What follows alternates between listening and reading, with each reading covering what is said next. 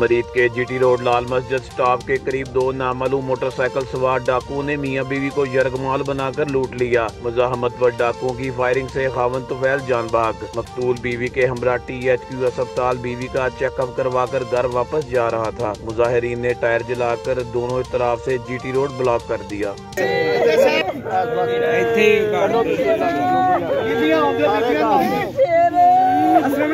इस वक्त मैं मौजूद हूँ जीटी रोड मुरीद के पर, जहाँ डाकुओं की अंधाधुंध फायरिंग से एक शहरी हलाक हो गया। बात करते हैं उनके लवाहिकीन से कि ये वाक़या कैसे पेश आया। जी अस्सलाम वालेकुम, आपका नाम क्या है? मेरा नाम अब्बास अली। अब्बास अली, ये वाक़या कैसे पेश है? थोड़ी देर पहले तहसील हेडक्वार्टर दवाई लैन गए ने दोवें जी, वापसी ते आके ते अज इत्थे लैना शादी हाल है ओदे कोल आके डाकू मिले, उन्होंने आखे चढ़ दो लोकल जगह, उन्होंने आखे जी मेरे को कोई नहीं सोया बैग तो, उन्होंने गोली मार दी। बस ए काम है। पुलिस वाली गुंडा करती, पुलिस वाले ग्राउंड ने पुलिस वाले कुछ नहीं कर सकते।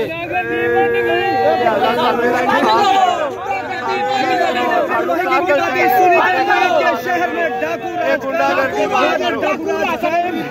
खामोश, डाकू पकड़ने में